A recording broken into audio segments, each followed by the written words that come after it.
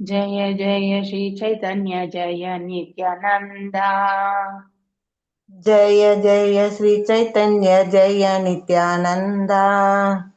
जय अद्वैत चंद्र जय गौर भक्त वृंदा। जय अद्वैत चंद्र जय गौर भक्त वृंदा। जय जय श्री चैतन्य जय नित्यानंदा। जय जय श्री चैतन्य जय नित्यानंदा। जय अद्वैत चंद्र जय गौर भक्त वृंदा। जय अद्वैत चंद्र जय गौर भक्त वृंदा. ஓகே, நாம நேற்று இந்த ஒரு ஸ்லோகத்துக்கு மீனிங் நம்ம சொல்லல, அதை கண்டினியூ பண்ணிட்டு அதுக்கப்புறம் வேணா ஸ்லோகங்கள் வாசிக்கலாம். ஸோ இப்போ நாம அதாவது 178வது ஸ்லோகம், ரொம்ப முக்கியமான ஸ்லோகம். சதுர் ஸ்லோகி 10th, அதாவது 10th சாப்டர்ல 8th ஸ்லோகத்துல இருந்து 11th ஸ்லோகம் வரைக்கும் பகவத்கீதையில, மேலும் 9th சாப்டர்ல 33ல இருந்து 36 நினைக்கிறேன் 4 ஸ்லோகங்கள் செகண்ட் கேண்டோல.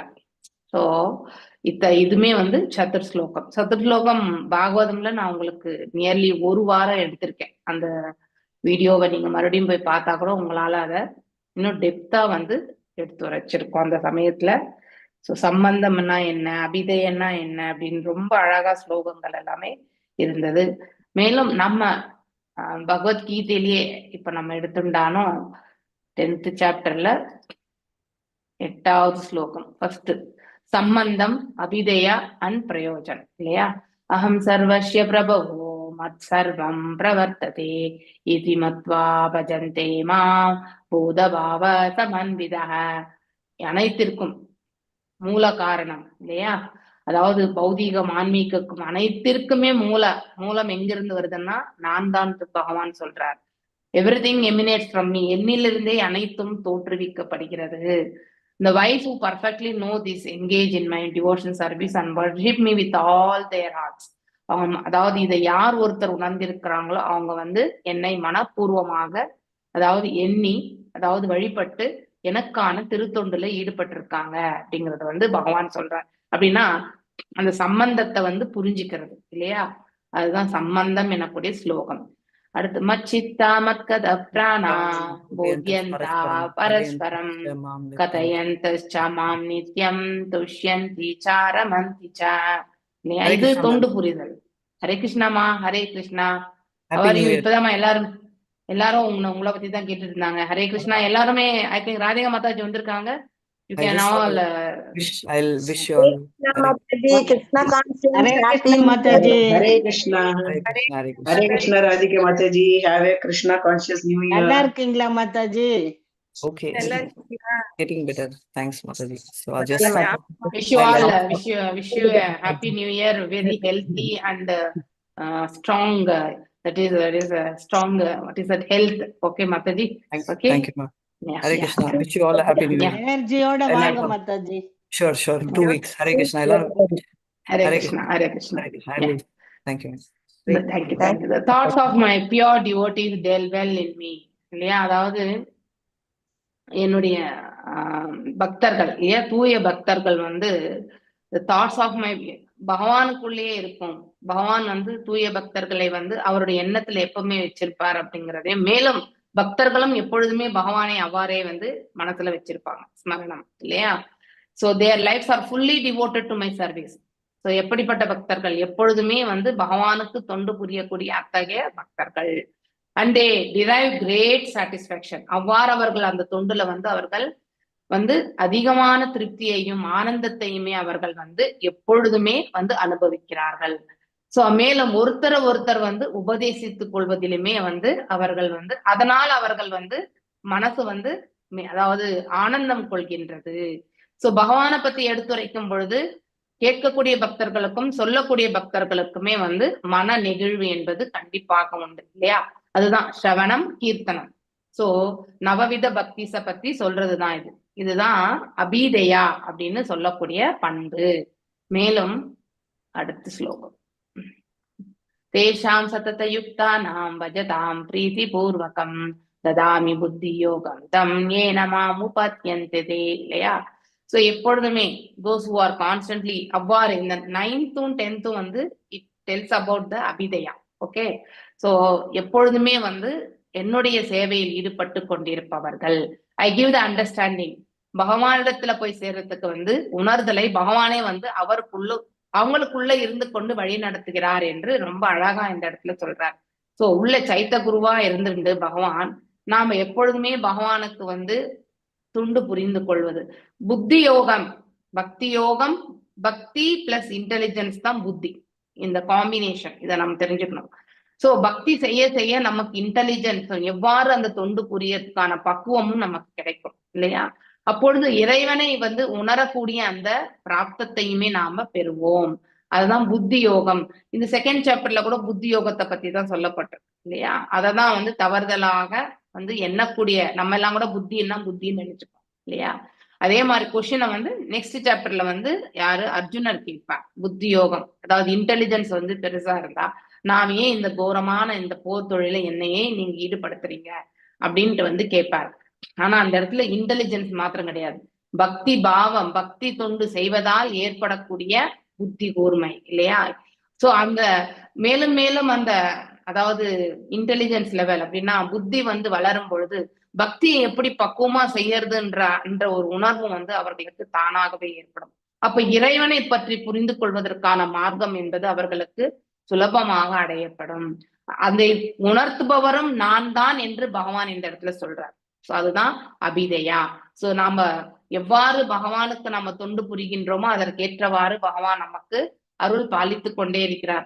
அவரை பற்றி உணர்வதற்கான மார்க்கத்தை அவர் ஏற்படுத்தி கொடுக்கிறார். தேஷாம் ஏவானு கம்பார்த்தம் அகம் அஜ்ஞானம் ஜம் தமஹ நாஸ்யாம் நாஷயாம்ய ஆத்மபாவஸ்தோ ஞான தீபேன பாஸ்வதா. அதாவது ஞான தீபம் இல்லையா? ஞானம் என்னும் விளக்க வந்து நம்ம ஹிருதயத்துல அப்படின்னா இருள்மயமா அஜ்ஞானத்துல உழண்டு கொண்டிருக்கக்கூடிய இந்த ஜீவராசிகள் எப்பொழுது இறைவனை வந்து தொழ ஆரம்பிக்கிறாங்களோ இல்லையா, இறைவனுக்கு திருத்தொண்டு புரிய ஆரம்பிக்கிறாங்களோ அப்ப அவங்க ஹிருதயத்துல இருக்கக்கூடிய அந்த அழுக்கு என்பது அஜ்ஞானம். அந்த அஜ்ஞானத்தை வந்து ஞான தீபம் கொண்டு இறைவன் வந்து அந்த பிரகாசத்தை வந்து அந்த இடத்துல ஏற்படுத்துகிறார். எங்கே பிரகாசம் இருக்கின்றதோ அங்கே இருள் என்பது இருக்காது இல்லையா? சோ அது மாதிரிதான் to show my special mercy இல்லையா? அப்படிப்பட்டவங்களுக்கு வந்து தனி பெருமாக பகவான் அவங்களுக்கு கருணை புரிகிறார். ஐ dwelling in their hearts. ஏன்னா எப்பொழுதுமே இறைவனை எண்ணக்கூடிய அவருடைய ஹிருதயத்துல எப்பொழுதுமே இறைவனை எண்ணிக்கொண்டே இருக்கிறார்கள். அப்படிப்பட்டவர்களுடைய ஹிருதயத்துல இறைவன் உறைந்து கொண்டிருக்கிறார் என்பதையுமே இல்லையா? இறைவன் எல்லாருடைய ஹிருதயங்களையும் உறைந்து கொண்டிருக்கிறார். ஆனா அந்த உறைந்து கொண்டிருக்கிறத அந்த ஜீவாத்மா உணர்றது எப்பன்னா எப்பொழுது அவர்கள் திருத்தொண்டு புரிந்து இறைவனை வந்து எண்ணி செயல்படும் பொழுது இறைவன் இருக்கிறார் என்பதை அவர்கள் உணரும் பொழுது அப்படிப்பட்ட ஜீவன்களில் நான் உழண்டு கொண்டிருக்கின்றேன் என்பதையுமே அவர்களுக்கு அவர் தெரிவிக்கிறார். டெஸ்ட்ராய். சோ அவர்களுடைய ஹிருதயத்துல வந்து எதை வந்து அவர் அழிக்கின்றார்? அஜ்ஞானம் என்னும் இருளை வந்து அவர் அழிக்கின்றார். எதை கொண்டு? ஞானம் என்னும் அந்த பிரகாச ஒளி இல்லையா, அதை கொண்டு அவர் வந்து அழிக்கின்றார். சோ இதுதான் வந்து பிரயோஜன் இல்லையா, பலன், அதாவது பலஸ்ருதி இல்லையா? நாம் எல்லாருமே அஜ்ஞானத்துல இருக்கோம், ஞானத்தலத்திற்கு நாம கண்டிப்பாக செல்ல வேண்டும். சோ இந்த 4 ஸ்லோகங்களை கொண்டு நாம கண்டிப்பா புரிஞ்சுக்கணும். சோ இந்த இடத்துல ஸ்ரீ சைத்தன்ய மகாபிரபு மேலும் சர்வபௌம பட்டாச்சாரியாவுக்கு வந்து அவரோட வந்து அவர் வந்து பாத்தீங்கன்னாக்க அந்த வாதம் இல்லையா, அவர் விதண்டவாதம் செய்யறார். பகவான் அதற்கு வந்து சரியான விளக்கத்தை கொடுத்துட்டு இருக்கார் Chaitanya Mahaprabhu. The Supreme Personality of Godhead is a central point of all relationships. இல்லையா? ஃபார் எக்ஸாம்பிள் ஒரு வட்டம் இருக்குன்னா அதுல வந்து மைய புள்ளி எப்படியோ இல்லையா, எங்க இருந்து நம்ம அந்த மைய புள்ளியில இருந்து நம்ம எந்த கோடு போட்டாலும் ஒரே அளவுக்கு தான் வந்து சென்டிமீட்டர் வரும் இல்லையா? அது போல அந்த சென்டர் பாயிண்டா இருக்கக்கூடிய ஒரு சர்க்கிள் வரைகிறோம்னாக்கா நம்ம அந்த சர்க்கிள் வந்து ஒரு காம்பஸ் வச்சு வரையும் பொழுது என்னாகும், அழகா வந்து ஒரு சர்க்கிள் போடும். இந்த சென்டர் பாயிண்ட் தான் பகவானே. அவரிலிருந்து வரக்கூடிய எல்லாமே வந்து எல்லா உயிர்களுக்குமே சமமாகத்தான் வழங்கப்படுகிறது இல்லையா? அது எப்படி அந்த ரேடியஸ்க்கு என்ன சொல்லுவாங்க இங்கிலீஷ் தமிழ்ல? ஸோ டயாமீட்டர்னா ஆரம் diameter. மாதாஜி ஆரம் okay. ஆரம் இல்லையா? அந்த விட்டம் ஆரம் இல்லையா? அந்த விட்டமும் நீங்க எந்த அந்த பாயிண்ட் வழியா பாஸ் பண்ணக்கூடிய எல்லா லைன்ஸுமே ஒரே லென்த் தான் இருக்கும் இல்லையா? அதே மாதிரி அந்த பாயிண்ட்ல சென்டர் பாயிண்ட்ல இருந்து நீங்க அந்த சர்க்கிளை வந்து தொடக்கூடிய எந்த ஒரு லைனுமே வந்து ஒரே அளவுக்கு தான் இருக்கும் இல்லையா? அது போல பகவான் வந்து சென்டர் பாயிண்டா இருக்கணும் நமக்கு இல்லையா? So relationship and then acting in the devotional service to him in one real occupation இல்லையா? ஒன்ஸ் ரியல் ஆக்குபேஷன், நம்முடைய உண்மையான அதாவது செயல் அப்படின்னா நம்முடைய உண்மையான கடமை. ஒருவர் தன்னுடைய உண்மையான கடமையில் வந்து மனதில் இருத்தி கொண்டு பகவான் மீது பக்தி கொண்டு தன்னுடைய செயல்களை அவன் ஆற்றினான் என்றால் அனைத்துமே, ஃபார் எக்ஸாம்பிள் எத்தனையோ செயல்களை நம்ம வந்து எக்ஸாம்பிளா கொடுக்கலாம். காலை முதல் இரவு படுக்கும் வரை காலையில எழுந்த உடனே நம்ம குளிச்சுட்டு பகவான் அதாவது குரு பரம்பராக்கு சேவிச்சுண்டு பகவானிடத்துல பகவானை இன்னைக்கான செயல்கள் அனைத்துமே உன்னுடைய கருணை கொண்டு நான் வந்து செயலாற்ற வேண்டும், எனக்கான அந்த பாதையை தாங்களே காட்டி அருள வேண்டும். அப்படி எதை வந்து நம்ம எப்படி செய்யணும்ன்றது வந்து இறைவன் நமக்கு வழி நடத்தட்டோம்னு நினைச்சுட்டு நாம் அன்னைக்கு பாதையை நம்ம எடுத்துட்டு போனா கண்டிப்பா அன்னைக்கான செயல்கள் அனைத்துமே வந்து பக்குவமாக செயல்படுத்தப்படும். ஓகே, அதை விடுத்துட்டு நாம எழுந்த உடனே நம்முடைய பௌதீக கண்ணோட்டத்துல நம்ம செய்யும் பொழுது அங்க என்ன ஆகிறது? அதாவது நம்ம பௌதீக நிலையிலிருந்தே நாம செயல்பட ஆரம்பிப்போம். அதனால நன்மையும் தீமையும் எல்லாமே கலந்து வரும். ஆனா ஆன்மீகம் கொண்டு இறைவனை மையமாக கொண்டு ஆற்றும் பொழுது நமக்கு நன்மையும் தீமையும் வந்தாலும் நாம இரண்டையுமே வந்து ஏற்றுக்கொள்ளக்கூடிய பக்குவத்தோடு நாம செயல்படுவோம். நன்மையால வந்து அகங்காரப்படாமலும் தீமையால வந்து நாம வந்து துவண்டு விடாமலும் நாம செயல்பட்டு கொண்டு இருப்போம். சோ மேலும் attainment of love of Godhead is the ultimate goal of life. So ஒரு உயிர் வாழி வந்து அவனுடைய மேன்மையான இலக்கு என்னன்னா இறைவனுக்கு அன்பு தொண்டு, இறைவனோட சம்பந்தம், அதுதான் ரொம்ப ரொம்ப முக்கியம். These three subject matters are described in Vedic literature. வேற இடத்துல நம்ம பாகவதத்திலையும் படிச்சிருக்கோம், பகவத்கீதையிலுமே படிச்சிருக்கோம் இல்லையா? சோ மேலும் பகவத்கீதை 15 பாயிண்ட் என்ன சொல்றதுன்னாக்க நமக்கு வேதைஷ்ட சர்வே அகமேவ வேத்யோ இல்லையா? வேதங்களால் எல்லாமே அறியப்பட வேண்டும், அறியப்பட வேண்டியவன் நானே, வேதங்களை தொகுத்தவன் நானே. அந்த ஸ்லோகம் ரொம்ப ரொம்ப அற்புதமான ஸ்லோகம் இல்லையா? சர்வைசாகம் இதி சந்நிவிஷ்டோ மத்பரம் அபோஹனம் ச வேதைஷ்ட சர்வை அகமேவ வேத்யோ வேதாந்த கிருத் வேதவித் ஏவ சாகம் இல்லையா? சர்வஸ்ய சாகம் ஹிருதி சந்நிவிஷ்டோ மத் ஸ்மிருதிர் ஞானம் அபோஹனம் ச. ஸ்மிருதி நினைவு இல்லையா? நினைவு கொள்றது நம்ம. சோ நம்ம வந்து அபோகனம் மறந்து போடுறது இல்லையா? Quite opposite. ஸ்மிருதி என்றால் நினைவு கொள்றது, அபோகனம்னா மறந்து போறது. என்னிடமிருந்தே இல்லையா ஞானமும் மறதியும் இல்லையா நினைவும் எல்லாம் தோன்றுகின்றதுன்றார் பகவான். அப்படின்னு நம்ம ஞாபக சக்தி இருக்கிறதும் அவருடைய அருளாலதான், மறந்து போறதும் கூட அவருடைய அருளாலதான் அப்படிங்கறத வந்து தெரிஞ்சுக்கணும். சர்வஸ்ய சாகம் இறுதி சந்நிவிஷ்டோ இல்லையா? சிச்சுவேட்டட், எல்லா உயிர்களிலுமே அவர் எல்லாருடைய ஹிருதயங்களையுமே அவர் வந்து வீற்றிருக்கிறார் இல்லையா? மேலும் வந்து பகவான் மீதுதான் வந்து ஞாபக சக்தியும் ஞானமும் மறதியும் வந்து தோன்றுகிறது. வேதைஷ்ட சர்வைர் அகமேவ வேத்யோ இல்லையா? அதாவது வேதங்கள் எல்லாம் அதாவது தொகுத்தவர் நான் தான், தொகுத்தது நான் தான். அந்த வேதங்களால் அறியப்பட வேண்டியவனும் நான் தான் சொல்லிட்டார். வேதாந்த கிருத் வேதவித் ஏவ சாகம். சா அகம் அப்படின்னு அர்த்தம் ஸ்பிளிட் பண்ணிக்கணும். சாகம் என்று நம்ம அங்க படிப்போம், ஆனா அது சா அகம் அப்படியே இல்லையா? அவ்வாறே நாம அவரை உணரத்துக்கான அந்த மார்க்கத்தை நாம ஏற்படுத்திக்கணும். ரொம்ப அழகான ஸ்லோகம். சோ மேலும் அவர் வந்து மன்மனாபவ மத் பக்தோ மத் யாஜிமாம் நமஸ்குரு இல்லையா? சோ அவரிடம் செல்வது, அவரை பற்றியான அவரை ஞாபகம் வச்சுக்கிறதுக்கு அந்த இதுவும் வந்து பகவான் தான் கொடுக்குறார் இல்லையா? மன்மனாபவ மத் பக்தோ, அதாவது நம்ம மனசுல வந்து நாம எப்பொழுதுமே வந்து அவரை பற்றியான எண்ணங்கள் எல்லாமே வியாபகங்கள் இருந்து கொண்டு இல்லையா அவருக்கு ஒரு பக்தனாகி அவரை நாம வந்து வழிபட்டு அவருடைய பாதங்களில் நாம் சரணாகதி அடையும் பொழுது இல்லையா, சோ அப்போ முழுமையாக அவரில் நாம லயித்திருக்கின்றோம். அப்படிப்பட்டவர்களுக்கு நான் என்னிடம் வரக்கூடிய அந்த பாதையை நானே அவர்களுக்கு அதாவது பகவானே வந்து அறிவிக்கிறார், அவரே இந்த பாதையில போகணும் அப்படிங்கிற அந்த ஒரு இது அழகா வந்து நமக்கு எடுத்துரைக்கிறார். அதுதான் இந்த மண்மனா பவ மத் பக்தோ, எப்பொழுதுமே மனதளவுல இறைவனை எண்ணிக்கொண்டு தொழுது கொண்டு சரணாகதி அடைந்த வண்ணம் மத் தியாகி மாம் நமஸ்குரு மாம் ஏவசேஷி யுக்தா யுக்த வைவம் ஆத்மானாம் மத் பராயணக இல்லையா. அதாவது எப்பொழுதுமே எனக்காக மத் பராயண, அதாவது என்னிடம் வந்து you are devoted to me அப்படின்னு சொல்லிட்டார். என்கேஜ் யுவர் மைண்ட் ஆல்வேஸ் இல்லையா. இங்க இது வந்து யாருக்கு வந்து அர்ஜுனருக்கு சொல்றார், எப்பொழுதும் நீ என்னையே மனதில் சிந்தித்து கொண்டு இல்லையா, எனது பக்தனாகி எனக்கு வந்தனைகள் செய்து என்னை வழிபட்டு இல்லையா, அதாவது முழுமையாக என்னில் ஆழ்ந்திருப்பாய் அர்ஜுனா.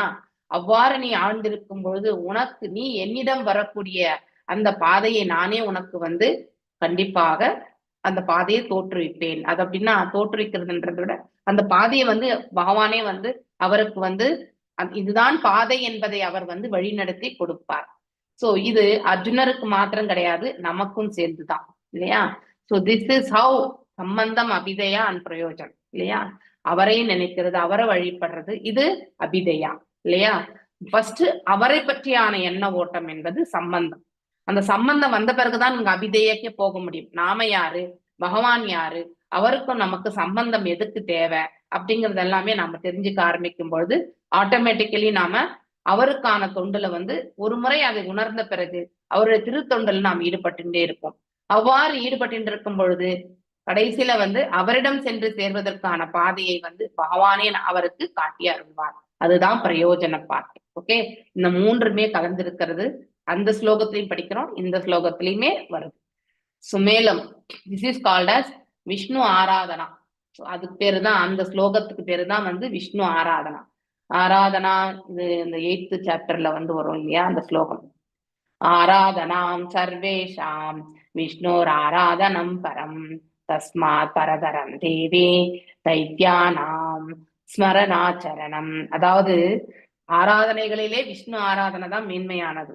ஆனா அதை விட வந்து விஷ்ணு பக்தர்களுக்கு நாம செய்யக்கூடிய தொண்டு வந்து அதுவே இன்னும் மேன்மையானது என்று இந்த ஒரு ஸ்லோகத்துல இருந்து நாம யாரு பார்வதி தாயார் வந்து சொல்ற மாதிரி அந்த இடத்துல எடுத்து வைக்கப்பட்டிருக்கு. மேலும் and it is the supreme occupational duty of all human beings. இதுதான் முதன்மை கடமையே. நம்ம விஷ்ணு ஆராதனை தான் முதன்மை கடமை. It is properly discharge in varnashrama dharma and divides இல்லையா, பிரம்மச்சரியம், கிரகஸ்தன், வானப்பிரஸ்தன் அண்ட் சந்நியாசம் இல்லையா. சோ அண்ட் பிராமண, சத்திரிய, வைஷ்யா அண்ட் சூத்ரா, வர்ணா மற்றும் ஆசிரமா. இந்த செகண்ட் இருக்கிறது ஆசிரமா, இந்த நான்கும் இந்த நான்கும் வந்து சாரி வர்ணங்கள். இந்த நான்குமே வந்து ஆசிரமங்கள், இந்த 4 வர்ணம். பிராமணர்கள், சத்திரியர்கள், இவர்கள் பிராமணம் வர்ணம் என்றால் அவர்களுடைய job profile. Okay, so Kshatriya, Vaishya, Shudra அவர்களுக்கு என்ன ஜாப் ப்ரொஃபைல் அது செய்வாங்க. ஆனா அவர்கள் வந்து இந்த ஆசிரமத்துல இருந்து செயல்படுவாங்க. இந்த 4மே வந்து பிராமணருக்கு வந்து உண்டு இல்லையா. சத்திரியனுக்கு வந்து இந்த 3 தான். அடுத்து வந்து வைஷ்யனுக்கு இது 2 தான். சூத்ரனுக்கு வெறும் கிரகஸ்தா மட்டும்தான். ஓகே, இது மட்டும்தான் அவனுக்கு பொருந்தும். So this institution is very difficult to establish in this age. ஆனா இது கலியுகத்துல இதை வந்து நிலைப்படுத்துறது அவ்வளவு சுலபமான காரியம் கிடையாது. அதனாலதான் சைத்தன்ய மகாபிரபு வந்து இதை பத்தி எல்லாம் நீங்க வரி பண்ணிக்கவே வேண்டாம், வெறுமனே டைரக்டா சாண்டிங் பண்ணுங்க, பகவானை வந்து சேவிங்க போறோம் இல்லையா. ஏன்னா இந்த கலியுகத்துல நிறைய குறைபாடுகள், 90% குறைபாடுகள் சொல்லலாம், 95% குறைபாடுகள் கூட சொல்லலாம். ஆனா அந்த குறைபாடுகள்ல வந்து நாம எல்லாத்தையுமே பக்குவமா செய்யறது என்பது அவ்வளவு சுலபமான காரியம் கிடையாது. அதனால நம்ம வந்து வேதங்களை வந்து பர்பஸ் ஆஃப் வேதாஸ் என்னன்னா எல்லாம் வல்ல இறைவனை பற்றி தெரிஞ்சுக்கிறது தான் பர்பஸ் ஆஃப் வேதாஸ். அதனால நாம ஜபங்களை செய்யும் பொழுது அவரை பற்றியான ஞானத்தை வந்து உள்ளுக்குள்ள இருந்து பகவானை நமக்கு வழி நடத்துவார். ஒரு குருனுடைய அனுகிரகமும் நமக்கு வழி நடத்தும். ஓகே, எஸ், பத்மா மாதாஜி வாசிங்கோ டிரான்ஸ்லேஷன்.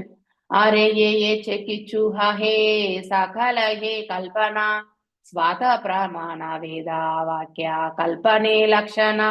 எஸ், ஹரே கிருஷ்ணா மாதாஜி. ஹரே கிருஷ்ணா. ஸ்லோகம் 179. வேத சாஸ்திரங்களை வேறுபட்ட முறையில் விளக்குவதற்கு ஒருவன் முயன்றால் அவன் கற்பனையில் ஈடுபடுகிறான். சுய பிராமணனான வேத வாக்கிற்கு வழங்கப்படும் எந்த ஒரு வியாக்கியானமும் கற்பனையே.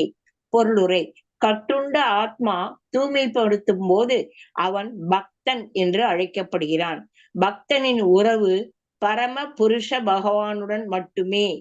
பக்தனின் கடமை பக்தி தொண்டில் ஈடுபட்டு பகவானை திருப்திப்படுத்துவது மட்டுமே.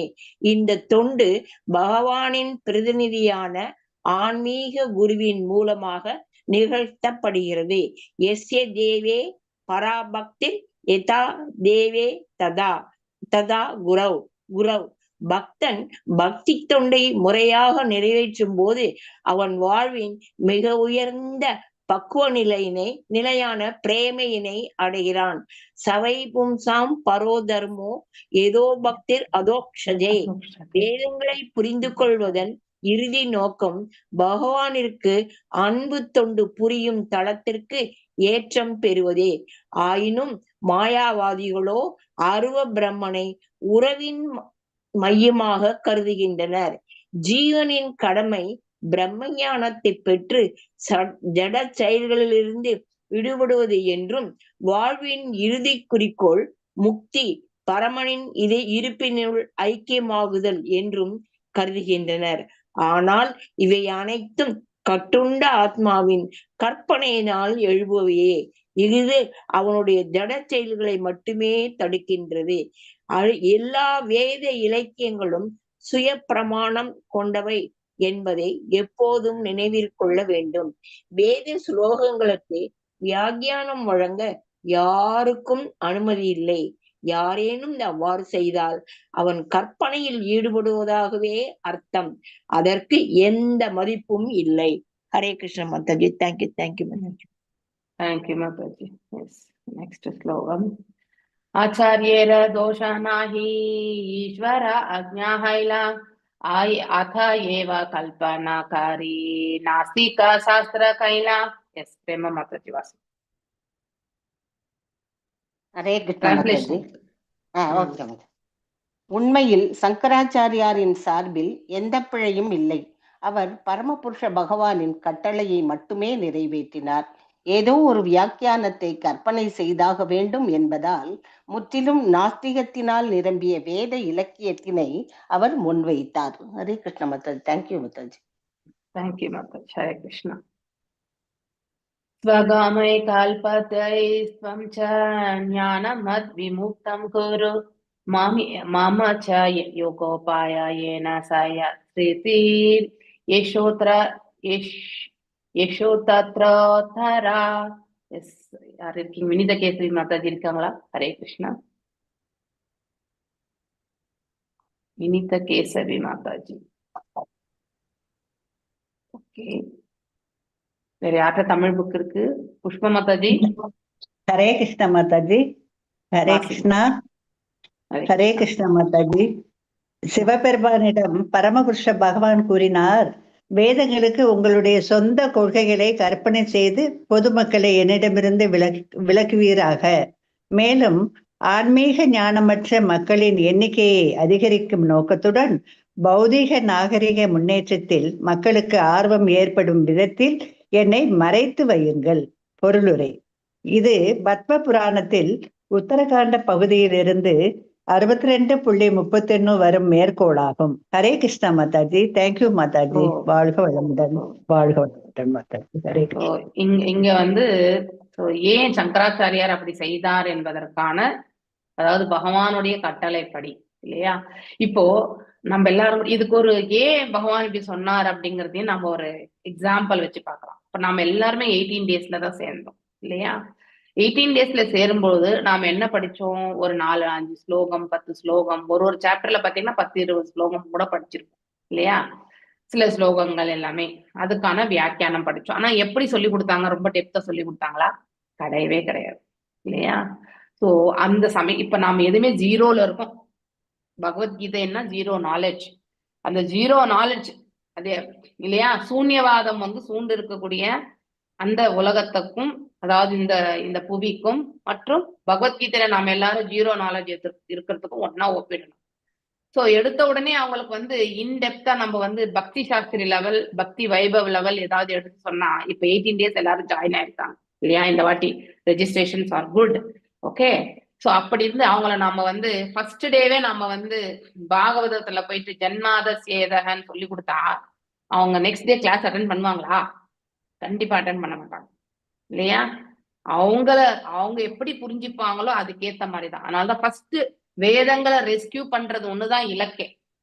அதனுடைய தாத்பரியத்தை வந்து முழுசா எடுத்து உரைக்கணும் அப்படிங்கிறது வந்து கிடையவே கிடையாது, இலக்கு கிடையாதான் இல்லையா? வேதங்கள் வந்தாக்கா ஓகே, வேதங்கள் வந்தாச்சு இல்லையா? வேத சாஸ்திரங்கள் அடிப்படையில தான் நாம செய்யணும் அப்படிங்கிற அந்த உந்துதல் வந்து மக்கள் மனசுல வந்து ஏற்படுத்தப்படும் இல்லையா? அதனால்தான் பௌத்த மதம் வந்து இந்தியா விட்டு சென்று விட்டது. சோ அந்த ஒரு பெரிய செயலை வந்து யார் செய்தார்? அதாவது இன்கார்னேஷன் ஆஃப் சிவா நம்ம சக்கராச்சாரியார் செய்தார் இல்லையா? சோ அவர் வந்ததுக்கான நோக்கம் இதுதான், வேதங்களை வந்து மீண்டும் வந்து கொண்டு வர்றதுதான். சூன்யவாதத்துல இருந்து வேதங்களை வந்து yes we have to follow that அப்படிங்கிறதுக்காக எடுத்துட்டு வந்தது. ரொம்ப அழகா எடுத்துரைக்கப்பட்டிருக்கு. இப்ப நாம் இதுக்கான வியாக்கியானத்துக்கு போகலாம். ஓகே, 79 இந்த 3 ஸ்லோகம். சோ இந்த ஸ்லோகமும் ரொம்ப அற்புதமான. If one tries to explain the Vedic literature in a different way இல்லையா? வேதங்கள் எவ்வாறு எடுத்துரைக்கப்பட்டிருக்கிறதோ அதை அவ்வாறே புரிந்து கொண்டு அவ்வாறே அதற்கான வியாக்கியானத்தை சொல்லணும். ஆனா இட் ஹஸ் பீன், அதாவது சங்கராச்சாரியார் வந்தப்போ அதனோட உண்மையான வியாக்கியானத்தை வந்து எடுத்துரைக்கிறதுக்கான வாய்ப்பு என்பது ஏற்படுத்தப்படவில்லை இல்லையா? அவங்க நோக்கம் எல்லாம் வேதங்களை மீண்டும் கொண்டு வரணும்ன்றதுல தான் இருந்ததே ஒழிய வேத சாஸ்திரங்கள்ல வந்து நாம வந்து அதனுடைய தாற்பயத்தை எல்லாமே பகவான் எடுத்துரைக்கணும்ன்ற அந்த வாய்ப்பை அந்த சமயத்தை கொடுக்கல. ஏன்னா ஏதுமற்ற நிலையில இருந்து ஓரளவுக்காக நம்ம வந்து தெரிஞ்சுக்க முயற்சி பண்ணணும். அதற்காக வேதங்களை ரெஸ்கியூ பண்றதுதான் முதன்மை குறிக்கோளாக இருந்தது. அதற்காக தான் சங்கராச்சாரியார் அவதரித்தார். ஆனா ஒரு அந்த அத்வைதம், அதாவது ஆற்றலான ஒரு நிலையை மட்டும் அவரால் வந்து உணர்ந்து அதை மட்டுமே அவர் எடுத்துரைச்சு சென்றார் இல்லையா? சோ மேலும் அவங்க இந்த யோகம், தியானம் இதெல்லாம் பாத்தீங்கன்னாக்கா நீங்க எங்க தியான பயிற்சிக்கும் போங்களேன், அந்த இடத்துல வந்து வெறும் பிரகாசத்தை மட்டும்தான் வந்து பார்க்க சொல்லுவாங்க. ஒரு லைட்டை பாருங்கன்னு சொல்லி கொடுப்பாங்க இல்லையா? அதுதான் ஆற்றலை. ஸோ லைட்டை பாருங்கன்னு சொல்லி கொடுப்பாங்க. தியானம் இதெல்லாமே வந்து இவ்வாறுதான் வந்தது actually. So any interpretation of the self evident Vedic version is simply imaginary, வெறுமனே கற்பனை இல்லையா? அதை நாம வந்து இப்படிதான் அப்படின்னு நம்ம வந்து நம்மளுடைய அண்டர்ஸ்டாண்டிங் பிரகாரம் வேத சாஸ்திரங்களை வந்து மீனிங் சொல்லக்கூடாது இல்லையா? இங்க என்ன இதுல வந்து எடுத்துரைக்கப்பட்டிருக்கிறது அது அப்படியே அதனுடைய வியாக்கியானத்தை சொல்றதுக்கு முயற்சி பண்ணணும். ஆனா அது அப்படியே சொன்னா ஏற்றுக்கொள்ளக்கூடிய பக்கம் ஜீரோல இருக்கிறவங்களுக்கு கண்டிப்பா புரியாது இல்லையா? ஓரளவுக்கு ஒரு 50% வந்த பிறகுதான் நம்மளால அதை புரிஞ்சுக்க முடியும். நாமளே இந்த 4 வருட பிரயாணத்துல எவ்வளவோ முன்னேற்றங்கள் வந்து பண்ணிட்டு தான் வரும். ஆனா ஸ்டில் சில இடங்கள்ல வந்து மீண்டும் வந்து வாசிக்கும் பொழுது அதை ஒரு வாட்டி மீண்டும் கேட்கணும், இன்னும் புரிஞ்சுக்கணும், அது இன்னும் டெப்தா தெரிஞ்சுக்கணும்னு நினைப்போம் இல்லையா? ஒரே நாள்ல வந்து வேதத்தினுடைய முழு நோக்கத்தை வந்து கண்டிப்பா புரிஞ்சுக்க முடியாது, எடுத்த உடனே முடியாது. அதுக்காக தான் ஸ்டெப் பை ஸ்டெப் இல்லையா? ஸோ ஃபர்ஸ்ட் வேதங்கள் வந்து கொண்டு வரப்பட்டது, அதுக்கப்புறம் துவைத பிலாசபி இல்லையா? ஸோ மத்வாச்சாரியார், அடுத்து வந்து ராமானுஜாச்சாரியார், இவங்க எல்லாம் வந்து இதை வந்து எடுத்துரைத்தாங்க. ஸோ நான் இப்போ ராமானுஜாச்சாரியார், மத்வாச்சாரியார் சொன்னது எல்லாமே நம்மளால ஓரளவுக்கு கண்டிப்பா புரிஞ்சுக்க முடியும். ஆனா வெறும் ஆற்றல் மட்டும்தான் சொன்னதை வச்சு நம்மளால கண்டிப்பா கண்டுபிடிக்க முடியாது. So when a conditioned soul is purified, தூய்மை அடைந்து விட்டால் அவனே வந்து பக்தன் ஆகின்றான். A devotee has his relationship only with the supreme. So பக்தனுக்கு தெரியும் தன்னுடைய நித்தியமான உறவு யாரோடன்ட்டு இல்லையா? எப்பொழுதுமே ஒரு க்ஷணம் கூட பகவான்ல இருந்து நம்மளால நீங்க முடியாது இல்லையா? அப்படிங்கிற உணர்வை வந்து அவனுக்கு நன்னாவே உணர்ந்து இருக்கக்கூடியவன் ரிலேஷன்ஷிப்பை பத்தி. அதுதான் சம்பந்தம். and his only occupational duty is to execute. அதாவது அபிதயா, அவனுடைய உண்மையான கடமை எதுன்னா இறைவனுக்கு திருத்தொண்டு புரியது தான் சோ இறைவனை திருப்திப்படுத்துவதுதான், அதுதான் அவனுடைய முதன்மை கடமை. This service is rendered through the lord's representative இல்லையா? யாருடைய வழிநடத்தல அவங்க செயல்படுறாங்க? குரு இல்லையா? யஷா தேவ பராபக்தி இல்லையா? பராபக்தி அதாவது நித்தியம், பரா என்றாலே நித்தியம் இல்லையா? சோ அத்தகைய பக்தி தேவே, அதாவது பகவானுடைய அந்த அத்தகைய பக்தி யதா தேவே ததா குரு, குருவினால வழங்கப்படுவது. இறைவனுடைய பக்தியை நம்ம எவ்வாறு செய்வது என்பது இல்லையா? So when the devotee executes devotional service properly, அவருடைய வழி நடத்துதல் இருந்து அவர் கேட்டறிந்து அதை செவ்வனே அவர் செய்தால் he attains the highest perfection. அவர் வாழ்க்கையிலே மிக உயர்வான ஸ்தானத்தை பெறுகிறார். அது எது? அன்பு, பகவானிடத்தில் அவர் பெறக்கூடிய அன்பு. சோ சவை புன்சாம் பரோதர்மா யதோ பக்திர் அஜோக்ஷதே சுஹ்ருதிம், அந்த இது வரும் நினைக்கிறேன் இந்த ஸ்லோகம். இது பாகவதம்ல வர்றது, மோஸ்ட்லி செகண்ட் கேண்டோல தான் வரும்னு நினைக்கிறேன். ஒரு second, sorry, first canto second chapter. So சவை புன்சாம் பரோதர்மா, நம்ம செய்ய வேண்டியது எது? அதாவது நம்ம செய்யறது பரோதர்மா செய்யணும். அப்படின்னா கிருஷ்ண உணர்வு கொண்டு செய்யணும். சோ யதோ பக்திர் அதோக்ஷதே ஹைதுகீம் அப்ரதிஹதா இல்லையா? யதாத்மா சுப்ரதீததி அப்படின்னா, அதாவது சுப்ரீம் ஆக்குபேஷன், அதுதான் ஒருத்தருக்கு விதிக்கப்பட்ட கடமைகள், அதுதான் தர்மம் என சொல்வது. சோ இறைவனுடைய தொண்டுல நாம எவ்வாறு ஈடுபட்டிருக்கிறோன்றதுதான் சுப்ரீம் ஆக்குபேஷன்.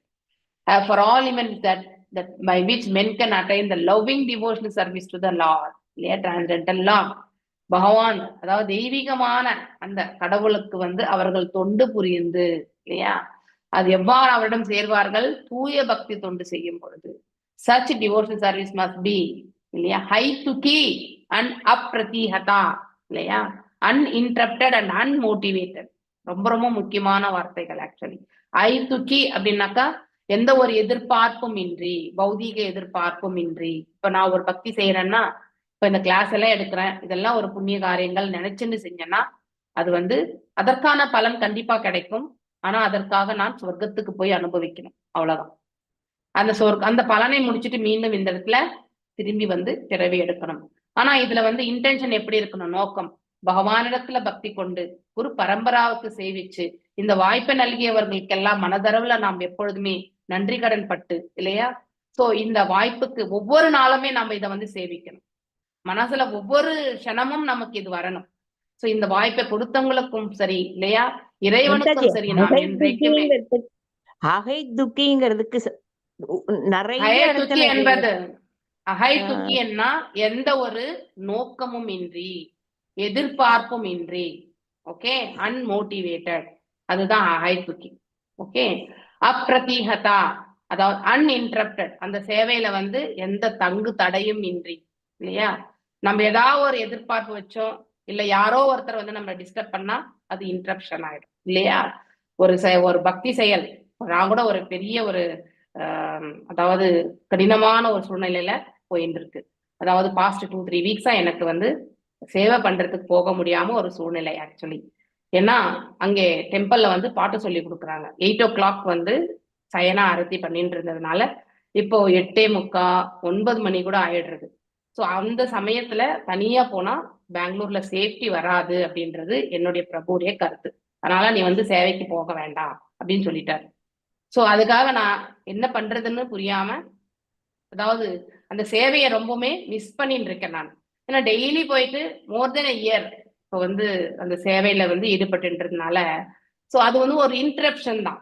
ஸோ அந்த இன்டரப்ஷனுக்கு நான் என்ன வழி அப்படின்றது தெரியல. இறைவன்ட்ட வெறுமனே இறைவன்ட்ட மட்டும் தான் பிரார்த்திக்க முடியும் இல்லையா? அவருடைய வழிநடத்துதல் மட்டும்தான் இருந்தா மட்டும்தான் அந்த சேவையை போய் கண்டிப்பா செய்ய முடியும். கருணை இருந்தா மட்டும்தான் செய்ய முடியும் இல்லையா? எஸ், பிராக்டிக்கலி நம்ம பார்க்கும்போது நைட்ல ஒரு பெண்மணி தனியா வர்றது 9 மணிக்கு ரொம்ப ரிஸ்கான ஒரு காரியம்தான். ஏன்னா அந்த பக்கம் நிறைய ஜன நடமாட்டம் கிடையாது. சோ அதனால பயம். ஸோ இவ்வளவு நாள் எதுவுமே அவர் நினைக்கல. இப்ப நினைக்கிறாருன்னா அவருக்கு ஏதோ ஒரு பயம். அதனால என்ன, வீட்டுல நம்மளுடைய முக்கியத்துவம் தான் வீட்டுல பார்ப்பாங்க. இறைவன் சேவையை காட்டிலுமே நம்ம இருக்கணும்னு நினைக்கக்கூடியவங்க தான் இல்லையா? சோ அப்படி இருக்கும் பொழுது எனக்கு இறைவன் சேவை செய்யணும்ன்ற ஆசை. ஆனா அந்த இடத்துல வந்து மிகப்பெரிய தடைகள் இப்போ. சோ அதனால நிறைய யோசிச்சு இப்போ நிறையவே நான் வந்து ரிக்வெஸ்ட் பண்ணிட்டே இருக்கேன். யாராவது என்ன அழைச்சிட்டு போங்கோ, அழைச்சிட்டு வாங்கோ அப்படின்னு பாஸ்ட் 4-5 டேஸா கேட்டுட்டே இருக்கேன். எனக்கு கோயிலுக்கு போகணும்னு சொல்லிட்டு. சோ ஏன்னா அந்த சேவை பண்ணணும்ன்றதுதான் என் மனசுல உந்துதல் வருதே வழிய, சில சமயங்கள்ல வந்து டே டைம்ல வருவேன். டே டைம்ல போகும்போது அங்க சேவை எதுவுமே இருக்காது. நாம வெறும் சுத்திட்டு மட்டும்தான் வர முடியும். இறைவனுக்கு தொண்டு புரியக்கூடிய அந்த திருப்தி வந்து நம்ம வெறுமனே பகவானை சுத்திட்டு வரும்பொழுது வரக்கூடிய திருப்தி மிக குறைவுதான் இல்லையா? ஏன்னா அந்த சுத்துதல் வந்து நாம ஏதோ மனசுல நினைச்சுட்டு போயிட்டு சுத்திட்டு வருவோம். ஆனா அதுவும் சேவைதான். ஆலயம் சுற்றுவதும் சேவைதான். ஆனா அவருக்காக ஆற்றக்கூடிய தொண்டு அதை விட மேன்மையானது இல்லையா? அதனால என்னுடைய பையன்கிட்டயும் சரி, என்னுடைய பிரபு கிட்டயும் சரி, 2 பேர்கிட்டயுமே நான் கேட்டுன்றேன். என்ன ஒரு வாட்டி டிராப் பண்ணுங்கோ, நைட் பிக்கப் பண்ணுங்கோ அப்படின்னு சொல்லிட்டு கேட்டுட்டே இருக்கேன் நான். எனக்கு அது செய்தாதான் எனக்கு திருப்தியா இருக்குன்னு கேட்டுட்டே இருக்கேன். ஏன்னா ஜஸ்ட் 2 கிலோமீட்டர்ஸ் கூட கிடையாது. அந்த அளவுக்கு 5 மினிட்ஸ்ல கோயிலுக்கு ரீச் ஆயிடலாம். ஆனா அந்த பாதை வந்து மிகவும் அதாவது சேஃப்டி.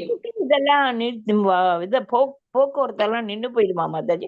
இங்கெல்லாம் 11 வரைக்கும் கூட நடமாட்டங்கள் போயிட்டு இங்க இருக்கு நடமாட்டம் இருக்கு. ஆனா அந்த ஒரு பர்டிகுலர் ஏரியால பாத்தீங்கன்னாக்கா ஜன நடமாட்டமே இருக்காது.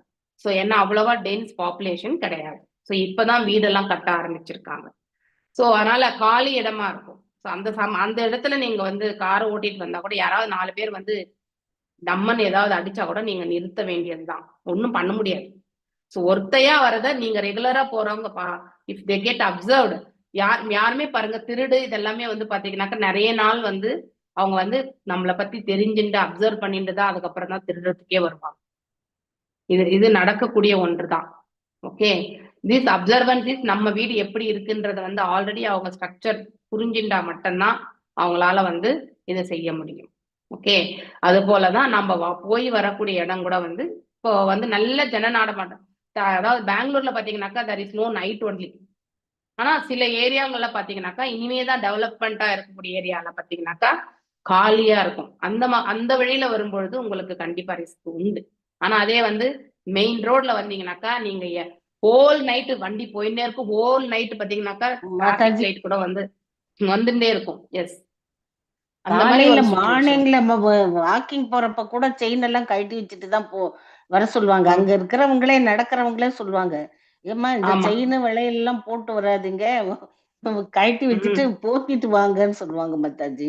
காலையில அத்தனை பேர் நடப்பாங்க, அப்ப கூட அப்படி சொல்லுவாங்க மாதாஜி. கரெக்ட். ஏன்னா ஒரு தடவை அப்படிதான். அதுக்கு இந்த பக்கங்களே பரவாயில்ல மாதாஜி. இங்க 4 o'clock டாக்டர் ஹரே கிருஷ்ணா. பெங்களூர்ல பயம்தான் மாதாஜி. ஏன்னா இது திருட்டு பயம். போனே பிடிக்கிட்டு போயிட்டான் மாதாஜி, என் டாக்டரோட போன் ஒரு தடவை மாதாஜி. 30 வருஷத்துக்கு முதல்ல அக்கா மருமக நானு நடுவுல 8 மணிக்கு ரொம்ப ஜன நடமாட்டம் இருக்கும் மாதாஜி. என் காலத்துல இருந்து 12 பவுன் செயின் பிடிங்கிறாங்க மாதாஜி. 12 பவுன் செயின் டெய்லி மாதாஜி அப்படியே பார்த்துட்டு இருந்து பிடுங்கிருக்காங்க 8 மணிக்கு. இன்னமே எனக்கு பயம் மாதாஜி. அதனால அது மாதிரி நம்ம ரிஸ்க் எடுக்க கூடாது மாதாஜி. யாராவது கூட வந்தா கண்டிப்பா போவோம். அதுதான் என்னுடைய பிரபு அப்படி சொன்னதுல நான் தவறா நினைச்சுக்கவே இல்லை. ஏன்னா இன்டென்ஷன் இஸ் சேஃப்டி இல்லையா? ஆனா எனக்கு வந்து அங்க போகணும்ன்ற ஆசை. ஏன்னா இட் ஹஸ் பீன் இப்போ ஒரு மாதாஜி வந்து நீ ஆபரேஷன் ஆயிட்டா அவங்க மெயின் சீனியர் டிவோட்டி, அவங்களால கோயிலுக்கு வர முடியாது. இந்த சமயத்துலதான் நாம நிறைய சப்போர்ட் பண்ணோம் இல்லையா? அவங்க இருந்தாங்கன்னாக்கா நம்ம போகலன்னாலும் பரவாயில்ல. அப்படியே சந்தியா ஆரத்திக்கு போனேன் ஒரு நாள் 2 நாள். எனக்கு சந்தியா ஆரத்தியை விட சயன ஆரத்தி தான் அதுவும் எனக்கு தெரியல. வை ஐ எம் பீன் போசிங், என்னுடைய மைண்ட் ஏன் அப்படி போகுதுன்னு கூட எனக்கும் புரியல. சோ அதனால திஸ் இஸ் த இன்டரப்ஷன். இதுக்கு எக்ஸாம்பிள் சொல்றேன் நான். சோ எங்க வந்து தடை வரும் நம்ம நினைக்கவே கூடாது. எந்த சமயத்துல வேணாலும் நமக்கு தடைகள் வரும். இது இல்லைன்னாலும் நாளைக்கு வந்து எப்படி ஆகும் சொல்ல முடியாது.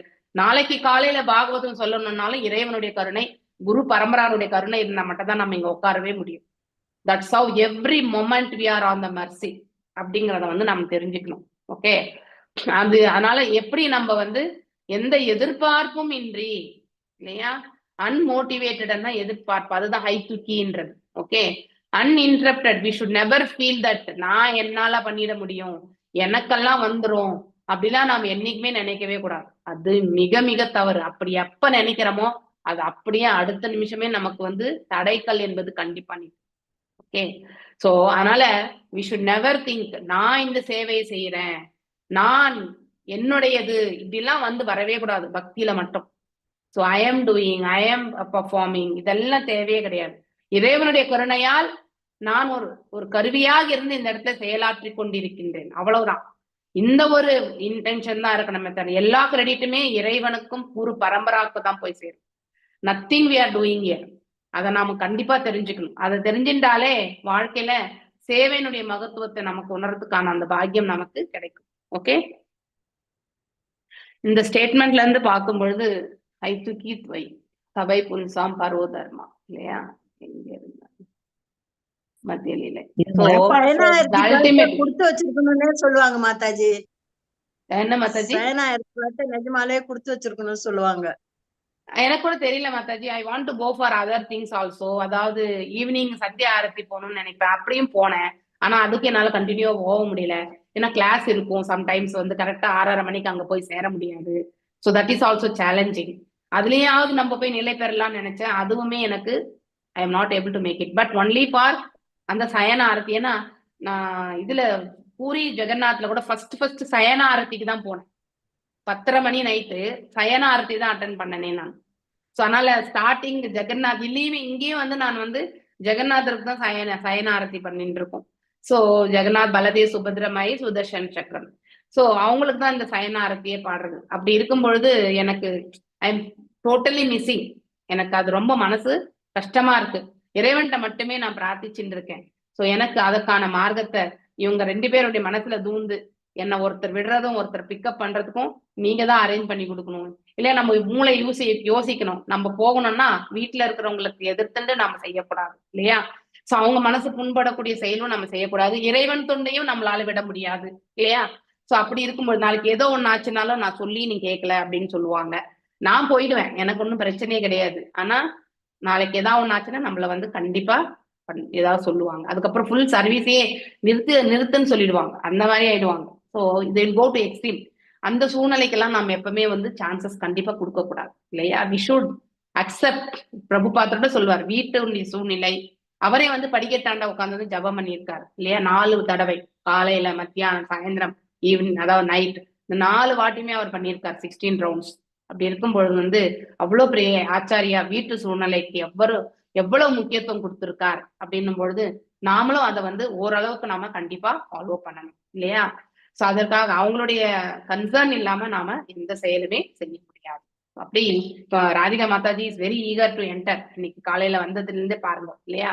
ஆனா வீட்டுல வந்து எஸ் அவங்க உடம்பு நல்லா ஆன பிறகுதான் வரணும்ன்ற ஒரு ஸ்ட்ரிக்ட் ஆர்டரோட அவங்களுடைய மதர் வந்து சொல்லியிருக்காங்க. அதனாலதான் ஷீஸ் அபைடிங். ஒன்னும் பண்ண முடியாது இல்லையா. It is very very important. சுவர் இருந்தா தானே சித்திரம் எழுத முடியும் இல்லையா. சோ நாம நல்லா இருந்தாதான் அடுத்து சேவையும் பண்ண முடியும். நம்முடைய பாகத்துல ப்ராப்ளம் வரும்பொழுது ஆட்டோமேட்டிக்லி சேவையிலும் அது மிகப்பெரிய இம்பாக்ட் வரும். அதனால we should follow the orders also இல்லையா. ஸோ உள்ளுக்குள்ள இருந்து அதுல இருந்து பக்தி பண்ணிட்டே போகணும். ஸோ இன்னைக்கு பிரார்த்தனை பகவான்கிட்ட. ஸோ நான் ரொம்ப ரொம்ப ஹம்பிளா கேட்டுட்டே இருக்கேன், என்னை யாராவது விடுங்கோ, அதை அழைச்சிட்டு வாங்கோ அப்படின்னு கேட்டுட்டே இருக்கேன். பார்க்கலாம் பகவான் என்ன இந்த நியூ இயர் அதுமா எனக்கு ஜெகநாதர் என்ன அருள் பாலிக்கிறார் என்பதை நாம் கண்டிப்பா பார்க்கணும். இந்த அல்டிமேட் கோல் எல்லாமே அவர் பாதங்கள்ல சார். ஹரே கிருஷ்ணா. நீங்க அந்த கடவுள் வந்து அந்த தாலாட்டு பாடுற இதுல ரொம்ப இன்வால்வ் ஆயிருக்கிறீங்க மாதாஜி. அதனால அந்த கடவுளை வந்து தாலாட்டு பாடி வைக்கணும் அப்படிங்கிற ஒரு பிராப்தம் கிடைக்கணும். ஆமா, அவ்வளவுதான் மாதாஜி. அதுதான் என்னுடைய பிரேயர். அவ்வளவுதான், வேற எதுவுமே கிடையாது. So the ultimate goal of understanding Vedas is to elevate the platform of rendering loving service of them. இல்லையா. அதாவது நம்ம வேதங்களை புரிஞ்சுக்கிறதுக்குடைய நோக்கம் என்னன்னா இறைவனுக்கு தொண்டு எவ்வாறு ஆற்றணும்ன்றதுக்காக தான். இறைவனுடைய பாதங்களுக்கு நாம் எவ்வாறு தொண்டு புரியணும் அப்படிங்கறத தெரிஞ்சுக்கிறதுக்கு தான் வேதங்களுடைய நோக்கமே அது. அதனால்தான் considering the central point as an impersonal Brahman, the function of the living entity can be acquisition of knowledge, resulting in the detachment from the material activity, and the ultimate goal of life to be liberation or merging into the existence. இது மாயாவாதம் இல்லையா. So all of this however is simply due to the imagination of the conditioned soul. So மாயாவதம் என்ன? இந்த பிரபஞ்ச வாழ்க்கை இல்லையா? So இறைவனை considering the centre point, அவங்க என்ன நினைக்கிறாங்க? அதாவது தோன்றாத அருவத்தை வந்து மையமாக வச்சு இல்லையா, அதன் அப்படிப்பட்ட அந்த மையத்தை வச்சு அவங்க வந்து ஞானத்தை வந்து அபிவிருத்தி செய்துக்கணும்னு நினைக்கிறாங்க, ஞானிகள் ஆகிறார்கள். அவ்வாறு ஞானத்தை வந்து ஞான தளத்துல அவங்க முன்னேறும் பொழுது இந்த பௌதீக பற்றுதல் இருந்து அவர்கள் விடுதலை பெறுறாங்க. சோ அதனால விடுதலை பெறும் பொழுது மேலும் வந்து சாயுஜ்ய முக்தி அடையறதுதான் இலக்காக அவர்கள் கூறுகிறார்கள். ஆனா இது எல்லாமே வந்து இது வந்து கண்டிஷன் சொல், கட்டுண்ட நிலையில் இருக்கக்கூடிய ஆத்மாவுடைய கற்பனையால விளையிறது. பகவான் வெறுமனே அருவ பிரம்மன் மாத்திரம் கிடையாது என்பதை வந்து நாம தெரிஞ்சுக்கணும். It simply opposes into the material activities. அப்படின்னா விரக்தி தான் வரும் நமக்கு இல்லையா? பௌதீக செயல்கள்ல இருந்து நாம விடுபடணும் போது பௌதீகத்தின் மீது விரக்தியை மட்டும்தான் நாம வந்து ஏற்படுத்தி கொள்வோம். One should always remember that all Vedic literatures are self evident. ரொம்ப அழகான வார்த்தை, செல்ஃப் எவிடென்ட். நாம எங்கேயுமே போய் வேற ரெஃபரன்சஸ் எல்லாம் எடுக்க வேண்டிய அவசியம் கிடையாது. வேதங்கள்ல இருந்தே இன்னொரு வேதத்துக்கு நம்ம ரெஃபரன்சஸ் எடுக்கிறோம் இல்லையா? இப்ப பகவத்கீதையை வாசிக்கும் பொழுது பிற உபனிஷத்துக்கள்ல இருந்து ரெஃபரன்சஸ் கொடுக்குறோம் இல்லையா? இப்ப பாகவதம் வாசிக்கும் பொழுது பகவத்கீதை ரெஃபரன்சஸ் வருது. அதனால வேதங்களுக்குள்ளேயே வந்து ரெஃபரன்சஸ் உண்டு. எவிடன்ஸ், செல்ஃப் எவிடன்ஸ், ப்ரூஃப் இல்லையா? No one should be allowed to interpret. ஆனால் நம்முடைய கற்பனை கொண்டு நாம வேதங்களை வந்து நம்ம வியாக்கியானங்களை கொடுக்கவே கூடாது. யாரால் அவ்வாறு செய்தால் இன்டர்ஜென்ஸ் இன் இமேஜினேஷன், கற்பனை இல்லையா?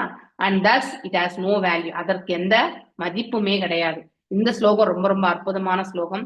There is no fault. ஆனா உண்மையிலே சங்கராச்சாரியார் இதுல வந்து எந்த தவறுமே கிடையாது. he carried out the order of the supreme.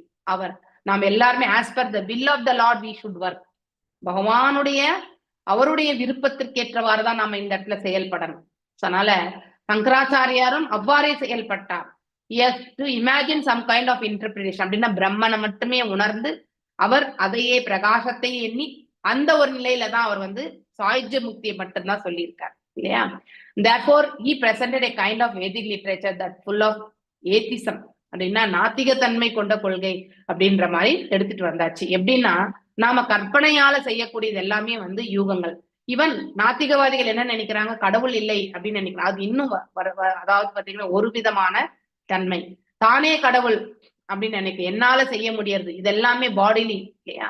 Even இந்த இன்பர்சனல் கூட வந்து பாத்தீங்கன்னா பாடிலி பிளாட்ஃபார்ம்ல தான் நம்ம பார்க்கணும். ஸோ அதனால செல்ஃப் என்பது it is on the bodily platform, that is not right concept அப்படின்றத வந்து நம்ம தெரிஞ்சுக்கணும். மேலும் அட்ரஸிங் லார்ட் சிவா, அதாவது சிவன் தான் வந்து அதாவது சங்கராச்சாரியாராக அவதாரம் எடுக்கிறார் இல்லையா? அவரை பார்த்து பகவான் சொல்லக்கூடியதை வந்து please make the general populace ours to me by imagining your own interpretation of the Vedas. இவ்வாறு இல்லையா? Also cover me in such a way that people will take more interest in advancing. எதுக்கு அது மாதிரி செய்ய சொன்னார்? இன்னும் தெரிஞ்சுக்கணும். they should do the ஜிக்னாசு பண்ணணுன்றதுக்காகவே இது வந்து எடுத்துரைக்கப்பட்டிருக்கு. மேலும் அந்த ரெஸ்கியூ பண்ண டைம் கூட பாத்தீங்கன்னாக்கா சூன்யமான டைம். அதனால வந்து எல்லாவற்றையுமே ஒரேடியா வந்து கொடுத்தாலும் அதை வந்து புரிஞ்சுக்கக்கூடிய கெப்பாசிட்டி கண்டிப்பா வராது. கேள்வி இருக்கணும் இல்லையா? நாம எப்படி அதை புரிஞ்சுக்கணும்னு முயற்சி பண்றோன்றது ரொம்ப முக்கியம். சோ முயற்சி பண்ணலன்னா அதை நம்ம கண்டிப்பா புரிஞ்சுக்க மாட்டோம். அதுக்காக தான் வந்து ஃபர்ஸ்ட் லெவல் மட்டும் தான் சொல்லப்பட்டிருக்கு. Just to propagate a population bereft of the spiritual knowledge. இல்லைன்னா எல்லாருமே ஆன்மீகம் இல்லாத தன்மையில போய் அடைந்து விடுவார்கள் அப்படிங்கிறதுக்காக தான். ஸோ அதுல இருந்து ரெஸ்கியூ பண்றதுக்காக தான் இது வந்து செய்யப்பட்டது. சேம் மீனிங் தான் வந்து இந்த பத்ம புராணத்துல இருக்கக்கூடிய ஸ்லோகம். இந்த ஸ்லோகத்தை நான் நாளைக்கு உங்களுக்கு சொல்றேன். ஓகே. பஞ்சகல்பதாரூபியஷ கிருபா சிந்துபியே வச்ச பதிதனாம் பாவனேபியோ வைஷ்ணவேபியோ நமோ நமः. अनंत कोटि वैष्णव वृंद की जय. नामाचार्य हरिदास ठाकुर की जय.